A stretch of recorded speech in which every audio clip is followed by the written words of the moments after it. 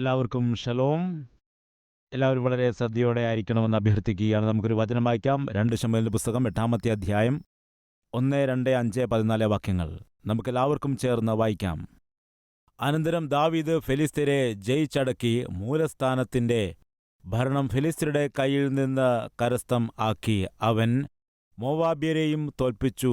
അവരെ നിലത്തു കിടത്തി ചരടുകൊണ്ട് അളന്ന് കൊല്ലുവാൻ 2 ചരടും ജീവനോടെ രക്ഷിപ്പാൻ 1 ചരടുമായി അവൻ അളന്നു. അങ്ങനെ മോവാബ്യർ ദാവീദിന് ദാസന്മാരായി കപ്പം കൊടുത്തുവന്നു. 5-ാമത്തെ വാക്യം. സോബാ രാജാവായ ഹദദേസരിനെ സഹായിപ്പാൻ ദമ്മേശെക്കിനോട് ചേർന്ന അരാമ്യർ വന്നപ്പോൾ ദാവീദ് അരാമ്യരിൽ 20,000 പേരെ സംഹരിച്ചു. പിന്നെ ദാവീദ് ദമ്മേശെക്കിനോട് ചേർന്ന അരാമ്യരിൽ കാവൽപ്പട്ടാളങ്ങളെ പാർപ്പിച്ചു. അരാമ്യരും ദാവീദിന് ദാസന്മാരായി തീർന്നു, കപ്പം കൊടുത്തുവന്നു. ഇങ്ങനെ ദാവീദ് ചെന്നിടത്തൊക്കെയും യഹോവ അവന് ജയം നൽകി.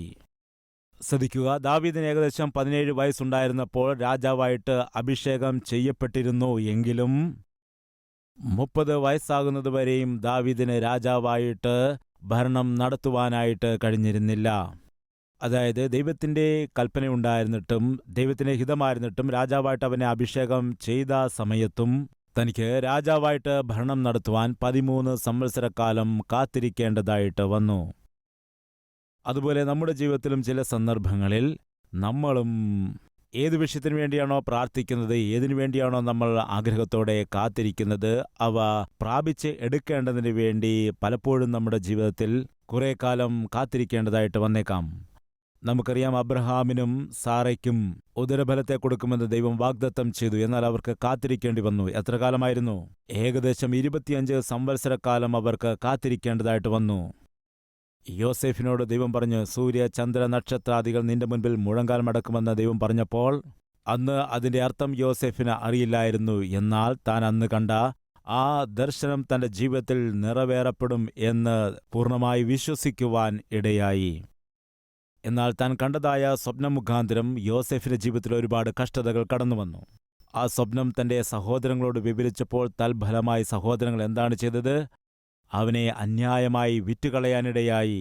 തൽഫലമായി യോസേഫ് ഒരു 13 വർഷത്തോളം അന്യദേശത്തൊരു അടിമയായിട്ട് വേലക്കാരനായി തൻ്റെ ജീവിതകാലത്തെ ചെലവഴിക്കേണ്ടതായിട്ട് വന്നു. യോസേഫിന് ദൈവം കൊടുത്തതായ സ്വപ്നങ്ങൾ അതേപടി നിറവേറ്റുകയും ചെയ്തു. 13 വർഷങ്ങൾക്ക് ശേഷം യോസേഫ് പ്രധാനമന്ത്രിയായി. 13 വർഷങ്ങൾക്ക് ശേഷം ദാവീദ് രാജാവായി. 25 വർഷങ്ങൾക്ക് ശേഷം അബ്രഹാമിനും സാരയ്ക്കും ദൈവം പൊന്നുപോലൊരു മകനെ കൊടുത്തു. അതായത് ദൈവം നിന്റെ ജീവിതത്തിൽ എന്താണോ വാഗ്ദത്തം ചെയ്തിരിക്കുന്നത്, ആ വാഗ്ദത്തം നിശ്ചയമായും നിറവേറ്റുവാൻ ഇടയാകും. അതിൽ യാതൊരുവിധമായ സംശയവും ഇല്ല. അതുകൊണ്ട് ഇന്ന് നമ്മുടെ മധ്യയിൽ ആരെങ്കിലും പറയുന്നുണ്ടോ, ഞാൻ പ്രാർത്ഥിക്കുന്നുണ്ട്, ഞാൻ കരയുന്നുണ്ട്, ഞാൻ ഉപവസിക്കുന്നുണ്ട്, ദൈവത്തിൻ്റെ സന്നിധിയിൽ ഞാൻ അപേക്ഷിക്കുന്നുണ്ട്, എന്നാൽ പ്രതിഫലത്തെ കാണുവാനായിട്ട് കഴിയുന്നില്ല, എന്തുകൊണ്ടാണെന്നറിയില്ല. ഇങ്ങനെ വിചാരിച്ചുകൊണ്ട് നിരാശപ്പെട്ട് ആകുലപ്പെട്ടുകൊണ്ട് മാനസികമായി തളർന്നു പോകരുത് എന്ന് കർത്താവിൻ്റെ നാമത്തിൽ നിങ്ങളെ ഓർമ്മിപ്പിക്കുകയാണ്. സാധാരണമായിട്ട് നമ്മൾ പ്രാർത്ഥിക്കുമ്പോൾ പ്രാർത്ഥനയ്ക്ക് ലഭിക്കേണ്ട ഉത്തരം നമ്മുടെ സമയത്ത് പ്രാപിച്ചെടുക്കാനാണ് നമ്മൾ ആഗ്രഹിക്കുന്നത്. എന്നാൽ ദൈവം ഓരോ പ്രാർത്ഥനയ്ക്കുടെ മറുപടിക്കും ഒരു സമയം ഫിക്സ് ചെയ്തിട്ടുണ്ട്. യേശു കർത്താവിനെ ഈ ലോകത്തിലേക്ക് അയക്കുവാനായി പിതാവായ ദൈവം തീരുമാനിച്ചപ്പോൾ അതിനും ഒരു സമയം ക്രമീകരിച്ചിരുന്നു. എന്താണ്? കാലം തികഞ്ഞപ്പോൾ. അതായത് ദൈവം തീരുമാനിച്ച കാലം തികഞ്ഞ സമയത്ത് യേശുവിനെ ഈ ലോകത്തിലേക്ക് അവൻ അയച്ചു. അതുപോലെ തന്നെ അബ്രഹാമിനും സാരയ്ക്കും മറുപടി കൊടുക്കുന്നതിനായിട്ട് ദൈവം ഒരു കാലത്തെ തീരുമാനിച്ചിരുന്നു എന്ന് നമുക്ക് കാണാൻ കഴിയും. ഉൽപ്പത്തി പുസ്തകം 21-ാം അധ്യായം ആദ്യത്തെ 1-2 വാക്യങ്ങൾ. യഹോവ താൻ അരുളി ചെയ്തിരുന്നത് പോലെ സാറയെ ദർശിച്ചു. എന്താണ് യഹോവ അരുളി ചെയ്തതുപോലെ? അവൻ വാക്ക് പറഞ്ഞതുപോലെ, അവൻ പറഞ്ഞതുപോലെ തന്നെ സാറയെ ദർശിക്കുവാനിടയായി. അവനൊരു വാക്ക് പറഞ്ഞാൽ അത് തന്നെ ചെയ്യും. അവനൊരിക്കലും വാക്ക് മാറ്റുന്ന ദൈവം അല്ല എന്ന് കാണാൻ കഴിയും. എന്തുകൊണ്ടെന്നാൽ ദൈവം അബ്രഹാമിനോട് പറഞ്ഞതായ ആ സമയത്തു തന്നെ. അതിന് അർത്ഥമെന്താണ്? യഹോവയായ ദൈവം തീരുമാനിച്ചതായ കാലത്ത്. സാറാ ഗർഭം ധരിക്കുകയും അവന്റെ വാർദ്ധക്യത്തിൽ അവനൊരു മകനെ ലഭിക്കുകയും ചെയ്തു. അസാധ്യങ്ങളെ സാധ്യമാക്കുന്ന ദൈവം, അതാണ് എൻ്റെ ദൈവത്തിൻ്റെ പ്രത്യേകത. ഇന്ന് നമ്മുടെ മധ്യയിൽ ആരെങ്കിലും ഇങ്ങനെ വിചാരിക്കുന്നുണ്ടോ? ഇനിയും സാധിക്കില്ല. എന്താണ് സാധിക്കാത്തത്? ഇനിയും എനിക്ക് ജോലി കിട്ടുക എന്നത് സാധിക്കില്ല. കുഞ്ഞുങ്ങൾ ജനിക്കുവാൻ സാധ്യതയില്ല. വിവാഹം നടക്കാൻ സാധ്യതയില്ല. എൻ്റെ ഭാര്യയോ എൻ്റെ ഭർത്താവോ രക്ഷിക്കപ്പെടുക എന്നത് സാധ്യതയില്ലാത്തതാണ്. എൻ്റെ മകൻ്റെ മാനസാന്തരം അസാധ്യമായതാണ്. എൻ്റെ മകളുടെ കുടുംബജീവിതം നന്നാകുന്നത് അസാധ്യമായതാണ്. കടഭാരങ്ങൾ നീങ്ങുന്നത് അസാധ്യമാണ്. എൻ്റെ രോഗത്തിൽ നിന്ന് വിടുതൽ ലഭിക്കുന്നത് അസാധ്യമാണ്. ഈ അസാധ്യമെന്ന വാക്ക് ആരുപയോഗിക്കുന്നതറിയാം? ഇത് പിശാച് ഉപയോഗിക്കുന്നതാണ്. എന്നാൽ സാധ്യം, എൻ്റെ കർത്താവിന് സകലതും സാധ്യം. അവനെക്കൊണ്ട് സകലതും സാധിക്കുമെന്ന് ആരാണ് പറയുന്നത്? ദൈവത്തിൻ്റെ മക്കളാണ് പറയുന്നത്. എന്തുകൊണ്ടെന്നാൽ പിശാച് ഓരോ പ്രാവശ്യവും നിന്നോട് പറയും, നിനക്ക് കഴിയില്ല, നിനക്കിത് നേടാൻ കഴിയില്ല, നിനക്ക് സാധിക്കത്തില്ല, നിന്റെ ജോലി ഇങ്ങനെ പോവുകയില്ല, നിന്റെ കഥ കഴിയാൻ പോകുന്നു, നിന്റെ കുടുംബജീവിതം ഇങ്ങനെയേ പോകുള്ളൂ, നിന്റെ ആരോഗ്യം ഇത്രയ്ക്കിത്രയുള്ളൂ, നിന്റെ ബുദ്ധിമുട്ട് മാറില്ല, നിന്റെ ജീവിതം ഇങ്ങനെയേ പോകുള്ളൂ, നിനക്ക് നല്ലൊരു ഭാവി ഉണ്ടാകില്ല. ഇതെല്ലാം പിശാച് മനുഷ്യനെ നിരാശപ്പെടുത്തുവാൻ ഉപയോഗിക്കുന്നതായ ചിന്തകളാണ്. പിശാചിന്റെ സ്വഭാവം എന്താണെന്ന് വെച്ചാൽ നിന്നെ നിരാശപ്പെടുത്തും. എന്നാൽ എൻ്റെ ദൈവത്തിൻ്റെ പ്രത്യേകത എന്താണെന്നറിയാമോ? നിരാശയുടെ മധ്യയിലും നിനക്ക് പ്രത്യാശ നൽകുന്നവനാണവൻ. അങ്ങനെ പ്രത്യാശ നൽകുന്ന ദൈവത്തിങ്കിലേക്കാണ് നീ നോക്കേണ്ടത്, അല്ലാതെ നിരാശപ്പെടുന്ന പിശാചിൻ്റെ അരികിലേക്ക് നീ നോക്കുവാൻ പാടില്ല. ഇന്ന് നിരാശയോടെ ആകുലതയോടെ എന്നെ കേൾക്കുന്ന ആരെങ്കിലും ഇവിടെയുണ്ടോ? എങ്കിൽ നിങ്ങൾക്കൊരു ശുഭവാർത്തയുണ്ട്. അത് എന്താണെന്ന് ചോദിച്ചാൽ, ഏത് വിഷയത്തിനു വേണ്ടിയാണോ നീ കർത്താവിനോട് പ്രാർത്ഥിച്ചത്, ആ പ്രാർത്ഥന കേട്ട് നീ ആഗ്രഹിക്കുന്ന മറുപടി കർത്താവ് നിനക്ക് നൽകാനിടയാകും. എന്നാൽ ഞാനും നിങ്ങളും മനസ്സിലാക്കേണ്ട ഒരു വാസ്തവം എന്താണെന്ന് വെച്ചാൽ, അവൻ്റെ മറുപടി നൽകാൻ അവൻ ഞങ്ങൾക്കായി ഒരു സമയം ഫിക്സ് ചെയ്തിട്ടുണ്ട്. അവൻ തീരുമാനിച്ചിരിക്കുന്നതായ ആ സമയത്തിൽ 100% നിനക്ക് ലഭിക്കേണ്ട മറുപടി ലഭിക്കും. 30-ാമത്തെ വയസ്സിൽ, ദാവീദിന്റെ 30-ാമത്തെ വയസ്സിൽ അഭിഷേകം ചെയ്യപ്പെട്ട് യഹൂദയുടെ രാജാവായി ഭരണം നടത്തുവാനായിട്ട് തുടങ്ങി. അതിൻ്റെ ശേഷം 7 വർഷത്തിന് ശേഷം സകല ഇസ്രായേലിനും ഭരണം നടത്തുവാനായിട്ട് തുടങ്ങി. ഈ 13 വർഷക്കാലം, അതുപോലെ തന്നെ 7 വർഷക്കാലം, അങ്ങനെ 20 സംവത്സരത്തെ കാലപരിധിയിൽ ദാവീദ് ഒരുപാട് കഷ്ടതകൾ കൂടി കടന്നുപോയി. തൻ്റെ ജീവിതത്തിൽ ഒരുപാട് കാര്യങ്ങൾ അവൻ പഠിച്ചു. പിന്നിൽ നിന്ന് എങ്ങനെയാണ് ആളുകൾ കുത്തുന്നത് എന്ന് മനസ്സിലായി. എങ്ങനെയാണ് അസൂയ കൊണ്ട് തനിക്കെതിരെ ആളുകൾ തിരിയുന്നത്, ഇതൊക്കെ പഠിച്ചു. അതുപോലെ അസൂയ കൊണ്ട് നിറഞ്ഞ ആളുകൾ എങ്ങനെ നഷ്ടം വരുത്തി വയ്ക്കുന്നു എന്നും അറിയാനിടയായി.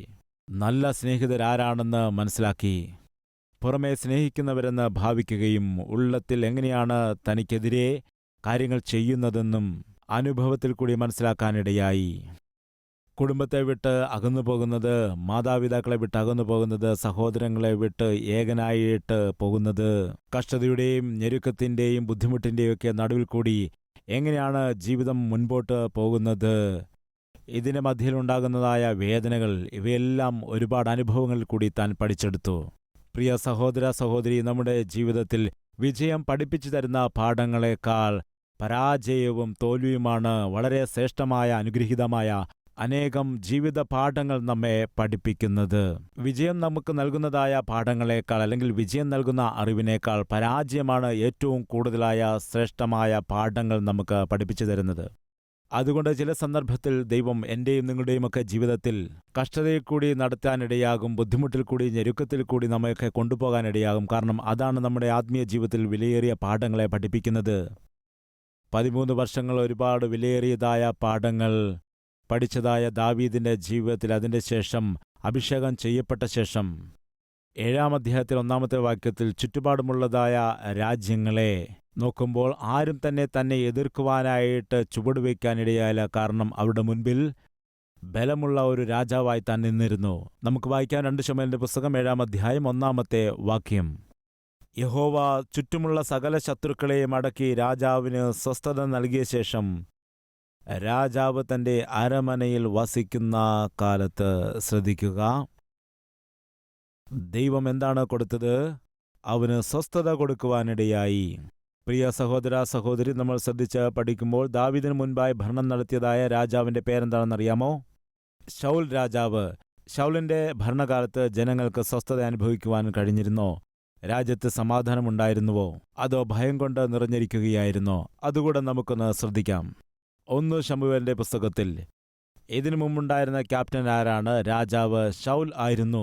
ശൗൽ രാജാവായിരുന്നപ്പോൾ എന്താണ് സംഭവിച്ചത്? 17-ാം അധ്യായം 10-11 വാക്യങ്ങൾ. ഫിലിസ്ത്യൻ പിന്നെയും, ഞാൻ ഇന്ന് ഇസ്രായേൽ നിരകളെ വെല്ലുവിളിക്കുന്നു, ഞങ്ങൾ തമ്മിൽ അംഗം പൊരുതേണ്ടതിന് ഒരുത്തനെ വിട്ടുതരുവീൻ എന്ന് പറഞ്ഞു. ഫിലിസ്ത്യന്റെ ഈ വാക്കുകൾ ശൗലും എല്ലാ ഇസ്രായേല്യരും കേട്ടപ്പോൾ ഭ്രമിച്ച് ഏറ്റവും ഭയപ്പെട്ടു. അവർ ഫിലിസ്ത്യന്റെ വാക്കുകൾ കേട്ടപ്പോൾ ഏറ്റവും ഭയപ്പെട്ടു, വളരെ ഭയപ്പെട്ടു. 17-ാമത്തെ അധ്യായം 24-ാമത്തെ വാക്യം. അവനെ കണ്ടപ്പോൾ ഇസ്രായേലിയരൊക്കെയും ഏറ്റവും ഭയപ്പെട്ടു, അവന്റെ മുൻപിൽ നിന്നും ഓടിപ്പോയി. ഇതിനു മുമ്പ് അവർ ഏറ്റവും ഭയപ്പെട്ടു എന്നെഴുതിയിരിക്കുന്നു. ഇവിടെയാണെങ്കിലോ അവർ ഓടിപ്പോയി. 32-ാമത്തെ വാക്യത്തിൽ എന്തു പറയുന്നു? ഇവന്റെ നിമിത്തം ആരും അധൈര്യപ്പെടേണ്ട എന്ന് പറയുകയാണ്. ആളുകൾ അധൈര്യപ്പെടുവാൻ ഇടയായി. ശൗല് ഒരു കഴിവില്ലാത്തവനായിരുന്നു. ഭരണകാര്യത്തിൽ ഒരു കഴിവും ഇല്ലാത്തവനായിരുന്നു. നന്നായി യുദ്ധം ചെയ്യുവാൻ അവന് കഴിവില്ലായിരുന്നു. അതുപോലെ ജനത്തിന്റെ സുരക്ഷയ്ക്കു വേണ്ടി പ്രവർത്തിക്കുവാനുള്ള കഴിവില്ലായിരുന്നു. യുദ്ധങ്ങളും പോരാട്ടങ്ങളുമൊക്കെ കടന്നു വരുമ്പോൾ തന്റെ രാജ്യത്തെ എങ്ങനെ കാത്ത് പരിപാലിക്കണമെന്നും അവന് അറിയില്ലായിരുന്നു. ശത്രു പെട്ടെന്ന് അവരുടെ നേരെ കടന്നു വരുമ്പോൾ അവനും ഭയപ്പെടുകയും അവിടെ നിന്നും ഓടിപ്പോകുകയും അധൈര്യപ്പെടുകയും ചെയ്തിരുന്നു. ഭർത്താക്കന്മാരെ, വീട്ടിലെ രാജാവ് നിങ്ങളാണ്. മനസ്സിലാകുന്നുണ്ടോ? വീട്ടിലെ രാജാവ് നീയാണ്. നീ ശൗൽ രാജാവിനെ പോലെയാകുവാൻ പാടില്ല. ശൗൽ രാജാവായിരുന്നിടത്തോളം കാലം ആ രാജ്യത്ത് സമാധാനം ഇല്ലായിരുന്നു, സ്വസ്ഥതയില്ലായിരുന്നു. ജനങ്ങൾക്ക് സമാധാനമായിട്ട് ഉറങ്ങുവാൻ കഴിയില്ലായിരുന്നു. എന്തുകൊണ്ടെന്നാൽ ശൗൽ ദൈവത്തോട് ഭയവും ഭക്തിയും ഇല്ലാത്തവനായി ജീവിച്ചു. ദൈവത്തോട് നല്ല ബന്ധമില്ലാത്തവനായി ജീവിച്ചു. ശൗലിനെ ദൈവം തന്നെ രാജാവായിട്ട് അഭിഷേകം ചെയ്തിട്ടും, ഭർത്താവായ നിന്നെ ദൈവമാണ് തിരഞ്ഞെടുത്തത്, ഭാര്യയായ നിന്നെ ദൈവമാണ് തിരഞ്ഞെടുത്തിരിക്കുന്നത്. നിങ്ങളുടെ ബന്ധത്തെ ഉറപ്പിച്ചത് ദൈവം തന്നെയാണ്. എന്നാൽ ദൈവമായിട്ട് നിങ്ങൾക്ക് നല്ല കൂട്ടായ്മയില്ല എങ്കിൽ, ദൈവമായിട്ട് നിങ്ങൾക്കൊരു സമാധാനമില്ല എങ്കിൽ, നിങ്ങൾക്ക് ദൈവമായിട്ടൊരു ബന്ധം ഇല്ല എങ്കിൽ, ദൈവം നിന്നോട് കൂടെ ഇല്ല എങ്കിൽ, നീ കാരണം നിന്റെ ഭാര്യയും നിന്റെ മക്കളും സുരക്ഷിതമില്ലാത്തവരാ ജീവിക്കും. നിന്റെ പ്രവൃത്തിയിൽ കൂടിയായിരിക്കാം, നിന്റെ സംസാര രീതിയിൽ കൂടിയായിരിക്കാം, നിന്റെ ജീവിത രീതിയിൽ കൂടിയായിരിക്കാം നിന്റെ ഭാര്യയും നിന്റെ ഭർത്താവും നരകം അനുഭവിച്ചേക്കാം. ശൗലിന്റെ ഭരണകാലത്ത് ആ രാജ്യത്തുള്ള ഒരു വ്യക്തിക്ക് പോലും സമാധാനമോ സ്വസ്ഥതയോ ഉണ്ടായിരുന്നില്ല. എന്തുകൊണ്ടെന്നാൽ അവർക്കുണ്ടായിരുന്ന രാജാവായിരുന്ന ശൗൽ ഒരു കഴിവില്ലാത്തവനായിരുന്നു. നമ്മെ കാക്കുവാൻ അവന് കഴിയില്ല, നമ്മുടെ കാര്യങ്ങൾ നടത്തുവാൻ കഴിയുകയില്ല, നന്നായിട്ട് ഭരണം നടത്തുവാൻ അറിയില്ല, നന്നായിട്ട് സംസാരിക്കുവാൻ അറിയില്ല, ദൈവത്തോട് നല്ല കൂട്ടായ്മയില്ല, ദൈവത്തെ ഭയമില്ല, ദൈവത്തോട് ഭക്തിയില്ല. ഇങ്ങനെയുള്ള ഒരുവനാണ് നമുക്ക് രാജാവായി കിട്ടിയിരിക്കുന്നത് എന്ന് പറഞ്ഞ് ജനങ്ങൾ ഭയപ്പെടുവാനിടയായി. കേൾക്കുന്നുണ്ടോ പ്രിയ സഹോദര, പ്രിയ സഹോദരി? ഭർത്താവായ നീ നിന്റെ വീട്ടിൽ രാജാവാണ്, ഭാര്യയായ നീ നിന്റെ വീട്ടിൽ രാജ്ഞിയാണ്. രാജ്ഞിയായിരിക്കുന്ന, ഭാര്യയായിരിക്കുന്ന നീ, രാജാവായിരിക്കുന്ന, ഭർത്താവായിരിക്കുന്ന നീ നിന്റെ വീട്ടിൽ സ്വസ്ഥതയുണ്ടാക്കണം. അശാന്തി ഉണ്ടാക്കുവാൻ പാടില്ല. നീ ശൗലാകുന്നുവെങ്കിൽ അശാന്തി ഉണ്ടാക്കും. ശൗലിന്റെ മകളുടെ കാര്യം നോക്കുക. അവളുടെ പേരെന്താണ്? മീഖൽ. മീഖൽ കാരണം, ശൗലിന്റെ മകൾ കാരണം ദാവീദിന്റെ കുടുംബത്തിലെ സ്വസ്ഥത നഷ്ടമായി. ദാവീദിന് സമാധാനമില്ലായിരുന്നു. പിതാവ് എങ്ങനെയാണോ അങ്ങനെ തന്നെ മകളും. യഥാ രാജ തഥാ പ്രജ. ശൗലിന്റെ മകൾ കാരണം ദാവീദിന്റെ ഗൃഹത്തിൽ സമാധാനമില്ല. കേൾക്കുന്നുണ്ടോ പ്രിയമുള്ളവരെ? നിന്നോടൊപ്പം ദൈവമില്ല എങ്കിൽ, നീ ദൈവത്തെ വിശ്വസിക്കുന്നില്ല എങ്കിൽ, നീ കാരണം നിന്റെ വീട്ടിൽ ഒരു സമാധാനം കാണില്ല, സ്വസ്ഥത കാണില്ല, സ്നേഹം കാണില്ല, പ്രാർത്ഥന കാണില്ല. സഹോദര, സഹോദരി, നിന്റെ ജീവിതത്തിൽ ദൈവമില്ല എങ്കിൽ നിന്റെ വീട്ടിലും ദൈവം കാണുകയില്ല. നിന്റെ വീട്ടിൽ ദൈവമില്ല എങ്കിൽ നിന്റെ വീട്ടിൽ പ്രാർത്ഥന കാണില്ല, വിശുദ്ധി കാണില്ല, സ്നേഹവും കാണുകയില്ല. അതുകൊണ്ടാണല്ലോ എപ്പോഴും തമ്മിൽ തല്ലുന്നത്, അതുകൊണ്ടാണല്ലോ കലഹങ്ങൾ ഉണ്ടാകുന്നത്, അതുകൊണ്ടാണല്ലോ ഒരാൾക്ക് മറ്റൊരാളോട് സംശയമുണ്ടാകുന്നത്, തെറ്റിദ്ധാരണകൾ, പല അനർത്ഥങ്ങൾ. അതിനുശേഷം ബാക്കിയാകുന്നത് സ്വസ്ഥതയില്ലായ്മയും സമാധാനമില്ലായ്മയും. എത്ര കാലം ഇങ്ങനെ ജീവിക്കും? ഒരു നിമിഷം ചിന്തിക്കുക. ശൗൽ ഉണ്ടായിരുന്നിടത്തോളം കാലം ജനമെല്ലാവരും ഭയപ്പെട്ട് ജീവിച്ചു. കേൾക്കുന്നുണ്ടോ പ്രിയ സഹോദരങ്ങളെ? നിന്റെ വീട്ടിലേക്ക് പല ആളുകളൊക്കെ കടന്നു വരിക, നിന്നെ ഭീഷണിപ്പെടുത്തുക, കലഹങ്ങൾ ഉണ്ടാക്കുന്നു. എത്ര കാലം ഇങ്ങനെ ജീവിക്കും? നീ വരുത്തിവെച്ച കടഭാരം കാരണം, ഉണ്ടാക്കിയ പ്രശ്നങ്ങൾ കാരണം പലരും നിന്റെ വീട്ടിലേക്ക് വരികയാണ്. നിന്നോട് വഴക്കുണ്ടാക്കുന്നു, നിന്റെ ഭാര്യയോട് വഴക്കുണ്ടാക്കുന്നു. കുട്ടികളാണെങ്കിലോ ഭയന്ന് വിറച്ച് പതുങ്ങി നിൽക്കുന്നു. അവർ ഇഷ്ടമുള്ളതുപോലെ സംസാരിക്കുമ്പോൾ കുട്ടികൾ അത് കണ്ട് ഭയന്ന് വിറച്ച് നിൽക്കുകയാണ്. കാരണം തങ്ങളുടെ പിതാവിനെ അവർ വഴക്ക് പറയുന്നു. എന്നാൽ മക്കൾക്കെന്തറിയാം, പിതാവ് ചെയ്തതായ തെറ്റുകൾ കാരണമല്ലേ അത്? വരുത്തിവെച്ച പ്രശ്നങ്ങൾ, വരുത്തിവെച്ച കടഭാരങ്ങൾ, അതുപോലെ ചതിയും വഞ്ചനയും. പാവം കുട്ടികൾക്കെന്തറിയാം? പാവം കുട്ടികളൊന്നും അറിയാതെ എന്തിനാണ് ഞങ്ങളുടെ പിതാവിനെ വഴക്ക് പറയുന്നത്, മാതാവിനെ വഴക്ക് പറയുന്നത് എന്നറിയാതെ മിഴിച്ചു നിൽക്കുകയാണ്. എന്തിനാണ് ചെറിയ പ്രായത്തിൽ ആ കുട്ടികളെ ഇങ്ങനെ കഷ്ടപ്പെടുത്തുന്നത്? ഒരു നിമിഷം നീ ചിന്തിക്കുക. ശൗലിന് യുദ്ധം ചെയ്യുവാൻ കഴിയുകയില്ല, തന്റെ ജനത്തെ കാക്കുവാനായിട്ട് കഴിവില്ല. പിതാവായ നിനക്ക് നിന്റെ കുടുംബത്തെ കാത്തു പരിപാലിക്കേണ്ട ഉത്തരവാദിത്തമുണ്ട്. നിന്റെ കുഞ്ഞുങ്ങളെ, നിന്റെ കുടുംബത്തെ കാത്തു പരിപാലിക്കേണ്ട ഉത്തരവാദിത്തം മാതാവായ നിന്റെ കയ്യിലാണ്. നിന്റെ കുടുംബം ഭദ്രമായിരിക്കണം, കുടുംബം അനുഗ്രഹിക്കപ്പെടണം. അങ്ങനെ കുടുംബം ഭദ്രമായിരിക്കണമെങ്കിൽ, നന്നായിരിക്കണമെങ്കിൽ കുടുംബത്തിന് ചുറ്റും നീ വേലി കെട്ടേണ്ടത് ആവശ്യമാണ്. എങ്ങനെയുള്ള വേലിയാണ് കെട്ടേണ്ടത്? പ്രാർത്ഥന എന്ന വേലി കെട്ടേണ്ടതാകുന്നു. നിന്റെ കുടുംബം അനുഗ്രഹിക്കപ്പെടുവാൻ, കുടുംബം നന്നായിരിക്കുവാൻ പ്രാർത്ഥനയുടെ വേലി കെട്ടുമാറാകണമെന്ന് ദൈവം തന്നെ നമ്മോട് കൽപ്പിച്ചിരിക്കുകയാണ്. അതുകൊണ്ട് നമ്മൾ, എന്നെ കേട്ടുകൊണ്ടിരിക്കുന്ന സകല ദൈവമക്കളും, അതികാലത്തെ എഴുന്നേറ്റാൽ ഉടനെ ആദ്യത്തെ മണിക്കൂർ ദൈവത്തിനായി കൊടുക്കുക. 4 മണിക്ക് ഉണർന്നാൽ 4 മണി മുതൽ 5 മണി വരെ, 5 മണിക്ക് ഉണർന്നാൽ 5 മണി മുതൽ 6 മണി വരെ, 6 മണിക്ക് എഴുന്നേറ്റാൽ 6 മണി മുതൽ 7 മണി വരെ ആദ്യത്തെ മണിക്കൂർ ദൈവത്തിനായിട്ട് നിങ്ങൾ മാറ്റിവെക്കൂ. നിങ്ങളുടെ വീടിൻ്റെ ചുറ്റും പ്രാർത്ഥനയുടെ വേലി കെട്ടുക. വൈകുന്നേരമാകുമ്പോൾ കിടക്കാൻ പോകുന്നതിന് മുൻപ് 1 മണിക്കൂർ ദൈവത്തിൻ്റെ സന്നിധിയിൽ ഇരുന്ന് പ്രാർത്ഥിക്കുക. ഓരോ പ്രഭാതവും ദൈവത്തോടൊപ്പം ആരംഭിക്കുക, ഓരോ രാത്രിയും ദൈവത്തോടൊപ്പം വിശ്രമിക്കുക. അതാണ് അനുഗ്രഹം. റിച്ചാർഡ് ഡി ഹാൻ എന്ന ശ്രേഷ്ഠനായ ഒരു ഭക്തൻ, അവർ ഡെയിലി ബ്രെഡ്, അനുദിന ആഹാരം എന്ന പുസ്തകം നിങ്ങൾ വായിച്ചിട്ടുണ്ടോ? അദ്ദേഹമാണത് ആരംഭിച്ചത്. അദ്ദേഹത്തിൻ്റെ മകൻ അവരുടെ മമ്മിയോട് ചോദിക്കുകയാണ്, മമ്മി, നമ്മുടെ വീട്ടിൽ ഇതുവരെ ഞാൻ ഒച്ചയോ ബഹളമോ വഴക്കോ ഒന്നും കേട്ടിട്ടില്ല.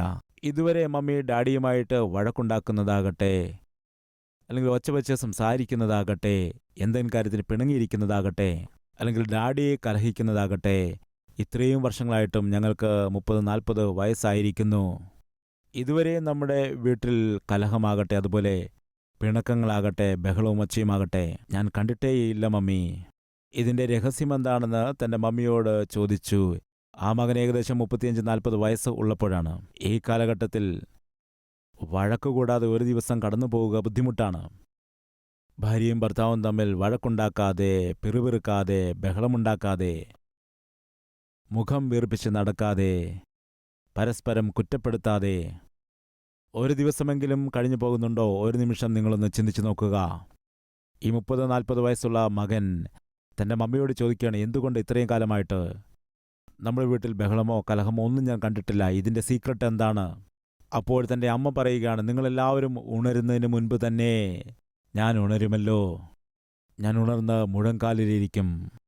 എന്നിട്ട് ഞാൻ പ്രാർത്ഥിക്കും, കർത്താവേ, ഈ ദിവസം മുഴുവനും ഞങ്ങളുടെ കുടുംബത്തിന് ചുറ്റും വേലി കെട്ടണമേ.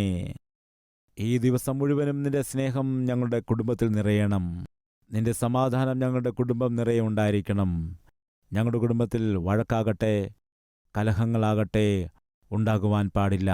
പിശാച് ഒരിക്കൽ പോലും ഞങ്ങളുടെ വീട്ടിൽ അശാന്തിയുടെയും അസമാധാനത്തിൻ്റെയും പൊടികളെ ഉയർത്തുവാൻ പാടില്ല. ഇങ്ങനെ ആ മാതാവ് പറയുവാൻ ഇടയായി. സാധാരണമായിട്ട് വീട് അടിച്ചു വരുമ്പോൾ വീട്ടിൽ പൊടിയുണ്ടെന്നിരിക്കട്ടെ, നിങ്ങൾ ചൂലെടുത്തിട്ട് ആ പൊടികളൊക്കെ തൂത്തുവാരാനായി ശ്രമിക്കുകയാണെന്നിരിക്കട്ടെ, ആ പൊടിയപ്പോൾ ഉയരുവാനിടയാകും. ആ പൊടി ഉയർന്നു വരുമ്പോൾ സ്വാഭാവികമായിട്ടും നിങ്ങൾക്ക് ശ്വാസമെടുക്കുവാൻ ബുദ്ധിമുട്ടാകും. നിങ്ങൾക്ക് ശ്വാസമെടുക്കുവാൻ ബുദ്ധിമുട്ടുണ്ടാകും. അപ്പോഴാണല്ലോ നിങ്ങൾ തുമ്മുന്നത്, അപ്പോഴാണല്ലോ നിങ്ങൾ ചുമയ്ക്കുന്നത്. എന്തുകൊണ്ട് നിങ്ങൾ തുമ്മുന്നു? എന്തുകൊണ്ട് നിങ്ങൾ ചുമയ്ക്കുന്നു? എന്തുകൊണ്ടാണ് ശ്വാസമെടുക്കുവാൻ ബുദ്ധിമുട്ടുന്നത്, അസ്വസ്ഥപ്പെടുന്നത് എന്ന് ചോദിച്ചാൽ ആ പൊടി ഉയർന്നു വന്നതുകൊണ്ടാണ്. ആ പൊടി കാരണം നിങ്ങൾക്ക് ശ്വാസമുട്ടലുണ്ടാകുന്നു. ആ അമ്മ പറഞ്ഞത് എന്താണെന്നറിയാമോ? ഇന്ന് പിശാച് നമ്മുടെ ഭവനത്തിൽ അസ്വസ്ഥതയുടെ പൊടികളെ ഉയർത്തുന്നതിന് മുൻപ് തന്നെ ഞാൻ പ്രാർത്ഥനയാകുന്ന വെള്ളം അതിൻ്റെ മേൽ തളിക്കാനിടയാകും. അധികാലത്തെ ആ മാതാവ് എന്താണ് ചെയ്യുന്നത്? പ്രാർത്ഥനയെന്ന വെള്ളം അവിടെ തളിക്കുകയാണ്. സാധാരണ വീട്ടമ്മമാർ എന്താണ് ചെയ്യുന്നത്? ആദ്യം പൊടിയുടെ മേൽ വെള്ളം തളിക്കും. വെള്ളം തളിച്ചതിന് ശേഷം ചൂല് വെച്ച് അടിക്കുമ്പോൾ ഒരിക്കലും പൊടി വീട്ടിൽ ഉയർന്നു വരുവാൻ സാധ്യത ഉണ്ടാകുന്നില്ല. ആ മാതാവ് പറയുകയാണ്, ഞാൻ അതികാലത്തെ എഴുന്നേറ്റാൽ ഉടനെ തന്നെ, നിങ്ങളെല്ലാവരും ഉണരുന്നതിന് മുൻപ് തന്നെ, പിശാച് നമ്മുടെ ഭവനത്തിൽ അസ്വസ്ഥതയാകുന്ന പൊടികളെ ഉയർത്തുന്നതിന് മുൻപ് തന്നെ ഞാൻ പ്രാർത്ഥനയാകുന്ന വെള്ളം തളിക്കും. ആ പൊടികൾ മുഴുവനും അടങ്ങും. പ്രാർത്ഥനയോടുകൂടി ആ മാതാവ് എന്താണ് ചെയ്യുന്നത്? അന്ന് പിശാച് ഉണ്ടാക്കി വയ്ക്കുവാൻ പോകുന്നതായ പ്രതിസന്ധികളാകട്ടെ, പലവിധ പ്രശ്നങ്ങളാകട്ടെ, ഒരാൾക്ക് മറ്റൊരാളോടുള്ള സംശയമാകട്ടെ, അങ്ങനെ പിശാച് കൊണ്ടുവരുന്നതായ സകല രീതിയിലുള്ളതായ പൊടികളെയും ആ മാതാവ് എന്തു ചെയ്യുന്നു? പ്രാർത്ഥനയുടെ വെള്ളം തളിക്കുന്നു. 30-40 വർഷങ്ങളായിട്ട് പിശാചിന് ഇടം കൊടുക്കാതെ പ്രാർത്ഥനയാകുന്നതായ വെള്ളം തളിച്ചുകൊണ്ട് ആ പൊടികളെയൊക്കെ അടക്കുവാനിടയായി. അമ്മമാരേ, നിങ്ങളും അങ്ങനെയുള്ള അമ്മമാരാകണം. സഹോദരിമാരെ, നിങ്ങളും അതേ രീതിയിൽ പ്രവർത്തിക്കുന്ന വ്യക്തികളാണെങ്കിൽ ഒരിക്കലും പിശാച് നിങ്ങളുടെ ജീവിതത്തിൽ അസ്വസ്ഥതയാകുന്ന പൊടികളെ ഉയർത്തുകയില്ല. സഹോദരങ്ങൾ കേൾക്കുന്നുണ്ടോ? ഭർത്താവായ, പിതാവായ നിന്റെ ഉത്തരവാദിത്തം എന്താണ്? കുടുംബത്തെ പോഷിക്കണം. കുട്ടികൾക്കും ഭാര്യയ്ക്കും സുരക്ഷിതത്വം കൊടുക്കണം. ഇവിടെ ശ്രദ്ധിച്ച് പരിശോധിക്കുകയാണെങ്കിൽ ദാവീദിന്റെ ഭരണത്തെക്കുറിച്ച് ഒരു കാര്യം എഴുതിയിട്ടുണ്ട്. 2 ശമൂവേലിന്റെ പുസ്തകം 8-ാമത്തെ അധ്യായം 15-ാമത്തെ വാക്യം. ഇങ്ങനെ ദാവീദ് എല്ലാ ഇസ്രായേലിനെയും എന്നാണോ ഉള്ളത്, അതോ കുറച്ച് ഇസ്രായേലിരെന്നാണോ ഉള്ളത്? പറയൂ. എല്ലാ ഇസ്രായേലിനെയും വാണു. തൻ്റെ സകല ജനത്തിൻ്റെ മേലും താൻ ഭരണം നടത്തുന്നു. അവർക്ക് നീതിയും ന്യായവുമൊക്കെ ചെയ്തുകൊടുത്ത് വാഴുവാനിടയായി. അനീതിയോടെ ഭരണം നടത്തിയില്ല, അതിക്രമം ചെയ്ത് ഭരണം നടത്തിയില്ല, സ്വസ്ഥത ഇല്ലാതെയാക്കിയില്ല, അരക്ഷിതാവസ്ഥ ഉണ്ടാക്കിയില്ല, സുരക്ഷിതത്വം കൊടുത്തു. അതുകൊണ്ട് എന്താണ് പറയുന്നത്? ദാവീദിന്റെ ഭരണകാലത്ത് ചുറ്റുമുള്ള സകല ശത്രുക്കളെയും അടക്കിക്കൊണ്ട് 7-ാം അധ്യായം 1-ാം വാക്യത്തിൽ എന്ത് പറയുന്നു? എന്താണ് 7-ാം അധ്യായത്തിന് 1-ാമത്തെ വാക്യത്തിൽ? യഹോവ ചുറ്റുമുള്ള സകല ശത്രുക്കളെയും അടക്കി അവന് വിജയം കൊടുത്ത്. അവനെന്താണ് കൊടുത്തത്? അവന് വിജയം കൊടുത്തു. അതുകൊണ്ട് അവന് സ്വസ്ഥത കൊടുത്തു. രാജാവ് സ്വസ്ഥമായിരുന്ന ജനത്തിന്റെ അവസ്ഥ എന്താണ് പറയുക? സ്വസ്ഥമായിരിക്കും. രാജാവ് ഭയപ്പെടുകയാണെങ്കിലോ? നിങ്ങൾ കാർ ഓടിക്കുകയാണെന്നിരിക്കട്ടെ, നിങ്ങൾ കാർ ഓടിച്ചുകൊണ്ടിരിക്കുമ്പോൾ തന്നെ ഭയപ്പെടുകയാണെന്നിരിക്കട്ടെ, നിങ്ങളുടെ അടുത്തിരിക്കുന്ന ഭാര്യയ്ക്ക് എന്ത് പറ്റും? നിങ്ങളെ കണ്ടുകൊണ്ട് നിങ്ങളുടെ ഭാര്യ ഭയപ്പെടും. നിങ്ങളെ കണ്ടുകൊണ്ട് നിങ്ങളുടെ പിന്നിലുള്ള ആളുകളും ഭയപ്പെടും. മനസ്സിലാകുന്നുണ്ടോ? യഥാ രാജാ തഥാ പ്രജ. ശൗലിന്റെ കാലത്ത് ശൗൽ ഭയപ്പെടാനിടയായി. അപ്പോൾ ജനം എന്തു ചെയ്തു? ജനം ഓടിപ്പോയി. ദാവീദിന്റെ കാലത്ത് ദാവീദ് ധൈര്യത്തോടെ നിൽക്കാനിടയായി, ജനത്തിനെ ബലപ്പെടുത്താനിടയായി. സഹോദര കേൾക്കുന്നുണ്ടോ? വീട്ടിലെ രാജാവ് നീയാണ്. നീ ആത്മീയ ജീവിതമുള്ളവനായി ധൈര്യത്തോടെ പ്രശ്നങ്ങളെ നേരിടാനിടയാകണം. നിന്നെ കാണുന്നതായ മക്കളും നാളെ ഒരു കാലത്ത് അവർക്ക് പ്രശ്നമുണ്ടാകുമ്പോൾ ധൈര്യത്തോടെ അത് നേരിടും. എൻ്റെ അപ്പൻ ഒരു പ്രശ്നത്തെയും ഭയപ്പെട്ടിരുന്നില്ല. ഞങ്ങളുടെ അമ്മ എത്രത്തോളം പ്രശ്നങ്ങളും ആപത്തും ഉണ്ടായാലും ശരി, നിരാശയ്ക്ക് ദുഃഖത്തിന് ഇടം കൊടുക്കാതെ പ്രാർത്ഥനയോടെ ജയം നേടി കർത്താവിന് മുമ്പിൽ സമർപ്പണത്തോടുകൂടി പ്രശ്നങ്ങളെ നേരിട്ടു കുടുംബത്തെ പണിയാനിടയായി. ഏത് പ്രശ്നമുണ്ടായാലും, അത് ആരോഗ്യ പ്രശ്നമായിരിക്കട്ടെ, സാമ്പത്തിക പ്രശ്നമാകട്ടെ, മറ്റേതെങ്കിലും വിഷയമുള്ള പ്രശ്നമാണെങ്കിലും, എന്തെല്ലാം ഉണ്ടായാലും എൻ്റെ അപ്പനും അമ്മയും അതൊന്നും കണ്ട് ഭയപ്പെടില്ലായിരുന്നു. ഏത് പ്രശ്നമുണ്ടായാലും ദൈവത്തിന് മുമ്പിൽ മുഴങ്കാൽ മടക്കുമായിരുന്നു, പ്രാർത്ഥിക്കുമായിരുന്നു. ദൈവം കൊടുക്കുന്ന വിജയത്തെ കണ്ടുകൊണ്ട് ധൈര്യത്തോടെ മുൻപോട്ട് പോകുമായിരുന്നു. ഇങ്ങനെ നിന്റെ മക്കൾ നിന്നെക്കുറിച്ച് പറയണം, അങ്ങനെയുള്ള ഒരു ആത്മീയതയുള്ള കുടുംബജീവിതം നീ പണിതെടുക്കണം. നിങ്ങളൊരു വാക്ക് ഇന്ന് തരുമോ? ദാവീദിനെ പോലെ ദൈവത്തിൻ്റെ സഹായം തേടിക്കൊണ്ട്, ദൈവത്തോടൊപ്പം ഞങ്ങളുടെ ദിവസത്തെ ആരംഭിക്കും, ദൈവത്തോടൊപ്പം ഞങ്ങളുടെ ദിവസത്തെ അവസാനിപ്പിക്കും.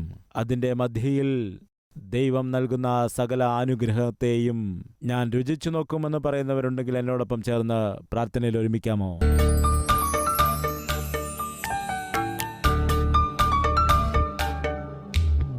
മഹാപരിശുദ്ധനായ സ്നേഹവാനായ പിതാവേ, കർത്താവെ, വളരെ ശ്രേഷ്ഠമായിട്ടും വ്യക്തമായിട്ടും ദാവീദിനും ശൗലിനും തമ്മിലുള്ളതായ വ്യത്യാസത്തെ ഞങ്ങൾക്ക് ധ്യാനിക്കുവാൻ കഴിഞ്ഞുവല്ലോ. ശൗൽ ഭരണം നടത്തിയിരുന്നതായ കാലത്ത് ഇസ്രായേൽ ജനത്തിനൊട്ടും സമാധാനമില്ലായിരുന്നു. അവർക്ക് സ്വസ്ഥമായി ഉറങ്ങാൻ പോലും കഴിഞ്ഞിരുന്നില്ല. കർത്താവെ, അപ്പോൾ എവിടെയും നെടുവീർപ്പുകൾ മാത്രമായിരുന്നു. എപ്പോൾ നോക്കിയാലും അവർക്ക് ഭയമുള്ളതായ ജീവിതമായിരുന്നു. ധൈര്യം ചോർന്നു പോകുന്ന അവസ്ഥ. എപ്പോഴെന്ത് സംഭവിക്കും? ആരാണ് വീഴാൻ പോകുന്നത്? ആരാണ് ഞങ്ങളെ ഭീഷണിപ്പെടുത്തുന്നത്? ആരെങ്കിലും വന്ന് ഞങ്ങളെ പിടിച്ചു കെട്ടിക്കൊണ്ടുപോകാൻ മുൻപോട്ട് വരുന്നുണ്ടോ? ഈയൊരു ഭയത്തോടു കൂടിയായിരുന്നു അവർ ജീവിച്ചത്. കാരണം ശൗലിൻ്റെ ആത്മീയത ശരിയായിരുന്നില്ല, ജീവിതവും ശരിയായിരുന്നില്ല. ജനങ്ങൾ ആ കാലത്ത് തകർന്നു പോയിരുന്നു.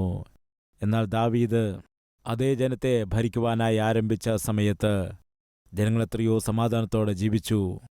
സ്വസ്ഥമായി ഉറങ്ങാൻ കഴിയുമായിരുന്നു, സന്തോഷത്തോടെ ആയിരിക്കുവാൻ കഴിയുമായിരുന്നു.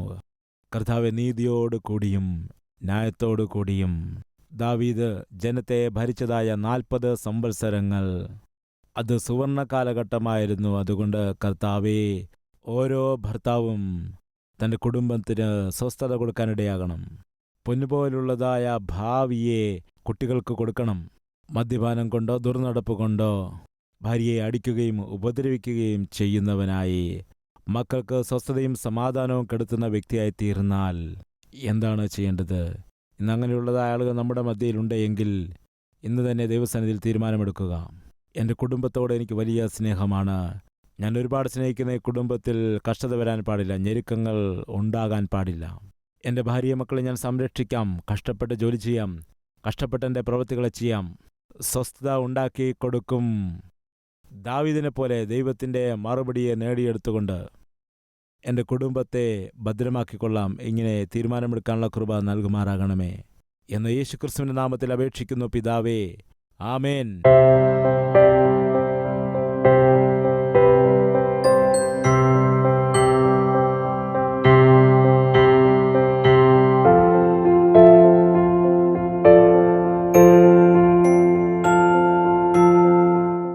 Address: Calvary, Post Box number 30, Kukatpalli, Hyderabad 72.